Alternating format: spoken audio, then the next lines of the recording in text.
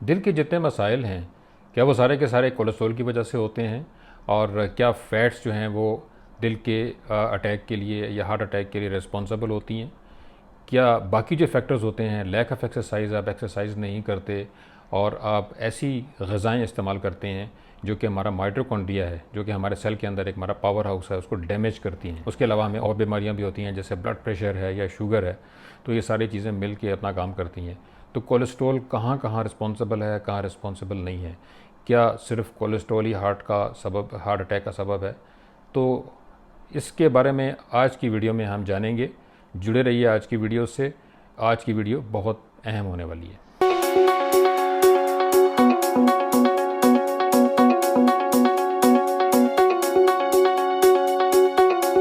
अस्सलाम वालेकुम, मेरा नाम डॉक्टर हारून है, मैं फैमिली फ़िज़िशियन हूँ। जैसा कि आपको पता है कि कोलेस्ट्रॉल के ऊपर बेशुमार इल्ज़ामात जो हैं वो दायर किए जाते हैं कि कोलेस्ट्रॉल जो है वो हार्ट अटैक का सबब है, और यकीनन बाज़ सूरतों में यकीनन इसका स्ट्रेस जो है वो हार्ट के ऊपर पड़ता है उसमें। हालांकि उसमें कोलेस्ट्रॉल की बहुत सारी डिफरेंट टाइप्स होती हैं और कोलेस्ट्रॉल की भी उन टाइप्स की वजह से ऐसा होता है, लेकिन बहुत से दीगर फैक्टर भी होते हैं। याद रखिए कि हार्ट अटैक का सबब जो है वो मेनली कोलेस्ट्रॉल नहीं है, बल्कि हमारा जो लाइफस्टाइल होता है वो सबसे बड़ा सबब है, और हमारा माइटोकॉन्ड्रियल डिसफंक्शन है। जी, माइटोकॉन्ड्रियल डिसफंक्शन एक ऐसी चीज़ है जो बहुत ही ख़तरनाक चीज़ है, और ये कोलेस्ट्रॉल से कोई 100 गुना ज़्यादा ख़तरनाक है। क्योंकि माइटोकॉन्ड्रिया जो है, जो कि हमारा पावर हाउस है, जो हमारे हर सेल के अंदर होता है, और वो उसका काम ये है कि वो फ़ैट को और हमारे ग्लूकोज को पावर में, एनर्जी में कन्वर्ट करता है। उसका डिसफंक्शन होता है, वो प्रॉपरली काम नहीं करता। जब माइटोकॉन्ड्रिया प्रॉपरली काम नहीं करता तो वो सिग्नल भेजता है हमारे लबलबे को, उसे कहता है कि ज़्यादा से ज़्यादा इंसुलिन बनाओ, क्योंकि इंसुलिन जब ज़्यादा आएगी तो जो माइटोकॉन्ड्रिया जो कि ख़राब हो चुका है वो फ़ैट को एनर्जी में और ग्लूकोज को एनर्जी में कन्वर्ट कर सकेगा। जब ज़्यादा इंसुलिन आएगी तो इंसुलिन तो ज़्यादा आएगी, काम भी जो है वो माइटोकॉन्ड्रिया का शुरू हो जाएगा, लेकिन उससे वज़न बढ़ेगा, क्योंकि इंसुलिन जो है वो फ़ैट स्टोरेज, यानी कि वो फ़ैट को इकट्ठा करता है, वो मोटा करना शुरू कर देगा, और मसला बजाय कम होने के बढ़ता ही चला जाएगा। उसके साथ साथ इंसुलिन की सेंसिटिविटी भी कम हो जाएगी, इंसुलिन रेजिस्टेंस ज़्यादा हो जाएगी। उसके बाद फिर शुगर भी हो जाएगी। जब शुगर हो जाएगी तो हमारी रगें हैं उनके अंदर फिर मुख्तलिफ चेंजेस आनी शुरू होंगी, जो कि हार्ट अटैक का सबब भी बनती हैं और फालिज का सबब भी बनती हैं। तो इससे पता चलता है कि सिर्फ मसला कोलेस्ट्रॉल का नहीं है, बल्कि माइटोकॉन्ड्रियल डिसफंक्शन का है। और माइटोकॉन्ड्रियल डिसफंक्शन किस चीज़ से होता है? वो हमारी खुराक और हमारे गलत लाइफ स्टाइल से होता है। याद रखें कि हमारे अंदर जो कोलेस्ट्रॉल की मुख्तलिफ़ टाइप्स होती हैं, जैसे कि आप शुरू करें ट्राइग्लिसराइड से। ट्राइग्लिसराइड जो है उसके अंदर सबसे ज़्यादा फ़ैट नहीं होती, उसके अंदर सबसे ज़्यादा ग्लूकोज होती है, कार्बोहाइड्रेट्स होते हैं, रिफाइंड कार्बोहाइड्रेट्स होते हैं। इसके अलावा एलडीएल होता है, जिसको लो डेंसिटी लाइपोप्रोटीन कहते हैं। ये बेसिकली लाइपोप्रोटीन है, ये कोलेस्ट्रॉल है भी नहीं, कोलेस्ट्रॉल को ये लेके जाता है। उसके बाद इसकी टाइप्स हैं, जैसे कि मैंने पहले बताया था, ये जिसको स्मॉल डेंस कहते हैं और इसको लार्ज बॉइंट भी कहते हैं। दो किस्म के एलडीएल होते हैं। फिर इंटरमीडिएट टाइप है, इसको ILDL कहते हैं। उसके बाद जो है रेमिनेसेंट कोलेस्ट्रॉल है, ये उससे भी ज़्यादा, ये LDL से भी ज़्यादा ख़तरनाक है, और सुपर डेंस या स्मॉल डेंस उससे ज़्यादा ख़तरनाक है।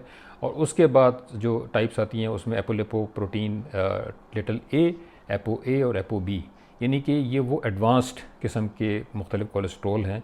लेकिन इन तमाम कोलेस्ट्रॉल का काम क्या है? ये एक डंप ट्रक की तरह काम करते हैं। ये फ़ैट को और तमाम के तमाम जो आपका ग्लूकोज है, जो फ़ैट में कन्वर्ट होता है, उसको उठा के पूरी जिस्म में हर सेल तक पहुंचाते हैं। इनका मकसद होता है एनर्जी प्रोडक्शन।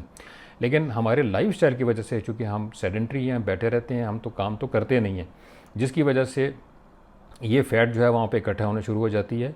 और बाज़ औक़ात जब ये इकट्ठा होना शुरू होती है तो हमें प्रॉब्लम्स आते हैं और हम मोटे भी हो सकते हैं।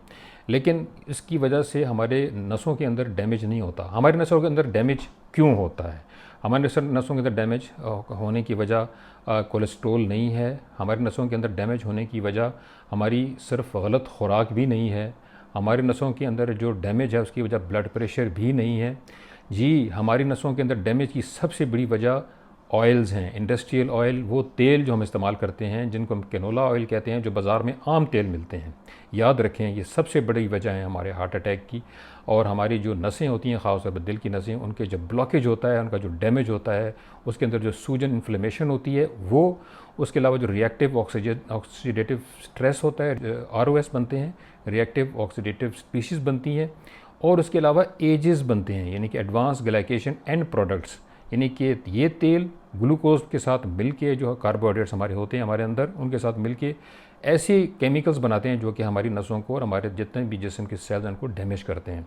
जी, जिस वक्त ये इन तेलों में कैनोला ऑयल है, इन तेलों के अंदर सोयाबीन ऑयल है, सनफ्लावर ऑयल है, सूरजमुखी का जो तेल है वो है, ये तमाम तेल जो आम बाज़ार में आप इस्तेमाल करते हैं और जिनको ये कहा जाता है कि कोलेस्ट्रॉल नहीं बढ़ाते हैं, ये कोलेस्ट्रॉल तो बढ़ाते हैं या नहीं बढ़ाते, लेकिन ये डैमेज करते हैं, इनके अंदर इन्फ्लेमेशन ये पैदा करते हैं, तमाम की जितनी नसें हैं उनके अंदर ये इन्फ्लेमेशन करते हैं, ये सेल डैमेज करते हैं, ये रिएक्टिव ऑक्सीडेटिव स्ट्रेस पैदा करते हैं, जिसकी वजह से हमारी नसें जो हैं वहाँ इन्फ्लेमेशन के बाद डैमेज, यहाँ क्रैक्स पड़ जाते हैं। जब क्रैक्स पड़ते हैं तो वहाँ पे LDL जो है, जो कि हमारा बैड कोलेस्ट्रॉल है, ये वहाँ पे उनको रिपेयर करने के लिए जाता है, और रिपेयर करने के प्रोसेस में मज़ीद इन्फ्लेमेशन जो इन तेलों की वजह से होती है, उससे वहाँ पे बहुत सारे जो हमारे साइटोकाइंस होते हैं, IL-6 हो गया, T1 अल्फ़ा, उसके अलावा वाइट सेल इकट्ठे हो जाती हैं और कैल्शियम डिपॉजिट्स भी हो जाते हैं, जिसकी वजह से रगें बंद हो जाती हैं। तो ये ऐसा सबब है सबसे बड़ा जिसकी वजह से हमें हार्ट अटैक होता है। अब जो मुख्तलिफ़ किस्म की खुराकें होती हैं, जो डाइट्स है, डाइट बहुत बड़ा सबब है, और डाइट के अंदर भी ज़्यादा तेल जो हैं, जो मैंने अभी बताए हैं, जो इंडस्ट्रियल ऑयल हैं, ये सबसे बड़ा सबब है। तो इसके अलावा जब डीप फ्राइंग हम करते हैं, डीप फ्राइंग करने की वजह से भी ये सारे मसाइल जो हैं वो पैदा होते हैं, ऑक्सीडेटिव स्ट्रेस भी उससे पैदा होता है। फ्राइड चिप्स जो हैं वो इस्तेमाल करते हैं, फ्राइड फूड इस्तेमाल करते हैं। उसके अलावा जो है हम पास्ता, पेस्ट्रीज़ और जो मुख्तलिफ़ किस्म की कोल्ड ड्रिंक्स होते हैं, मीठे, फिर जूसेस होते हैं, वो इस्तेमाल करते हैं। इसके अलावा हम तो तेल को जब बार बार रीहीट करते हैं, तो रीहीट करने से उसके अंदर लिपिड पेरोक्साइड्स बनते हैं। लिपिड पेरोक्साइड जो हैं वो भी बहुत बड़ा सबब हैं ऑक्सीडेटिव स्ट्रेस के लिए और सेल डैमेज के लिए और रगों को डैमेज करने के लिए। इसके अलावा अल्कोहल है, इसके साथ साथ कलरेंट्स हैं, ये मुख्तलिफ़ रंग होते हैं। आप याद रखें कि जो रंग होते हैं बहुत सारे जो हम इस्तेमाल करते हैं खानों के अंदर, और हमारे यहाँ बच्चे भी बाज़ार से मुख्तलिफ़ कन्फेक्शनरीज़ लेते रहते हैं, टॉफ़ियाँ लेते हैं, चॉकलेट्स लेते हैं और भी चीज़ें लेते हैं, जिनके अंदर मुख्तलिफ़ कलर्स होते हैं। उसमें ग्रीन कलर है, येलो कलर है, रेड कलर है, उनमें बहुत सारे इंडस्ट्रियल कलर होते हैं जो कि इंसानी इस्तेमाल के लिए नहीं होते। ये भी रिएक्टिव ऑक्सीडेटिव स्ट्रेस पैदा करते हैं, इन्फ्लेमेशन, सूजन पैदा करते हैं, और ये इस किस्म के रेडिकल पैदा करते हैं जो कि सेल डैमेज करते हैं, नसों को भी डैमेज करते हैं। इसके अलावा चाइनीज़ नमक, जिसको MSG कहते हैं, जो कि तकरीबन तमाम जंक फूड में इस्तेमाल होता है, वो भी इस तरह डैमेज करता है। इसके अलावा मुख्तलिफ़ प्रिजर्वेटिव हैं, ऐसी ये याद रखें कि जितने भी बाज़ार में जूसेस मिलते हैं या और भी प्रोडक्ट्स मिलती हैं जिनके अंदर जो प्रिजर्व की जाती हैं, उनके अंदर ऐसे प्रिजर्वेटिव होते हैं, वो भी हार्ट अटैक का सबब बनते हैं, क्योंकि वो सेल डैमेज करते हैं और ROS बनाते हैं, यानी कि रिएक्टिव ऑक्सीडेटिव स्ट्रेस क्रिएट करते हैं। इसके अलावा कुछ एंटीबायोटिक्स भी होते हैं जो कि यही काम करते हैं, और रिक्रिएशनल ड्रग्स जो हैं, जो कि हम नशावर अद्वियात इस्तेमाल करते हैं, वो तो ये सारे काम करती ही हैं। वाइट ब्रेड, ख़ास तौर पे वाइट ब्रेड एक जहर है जी।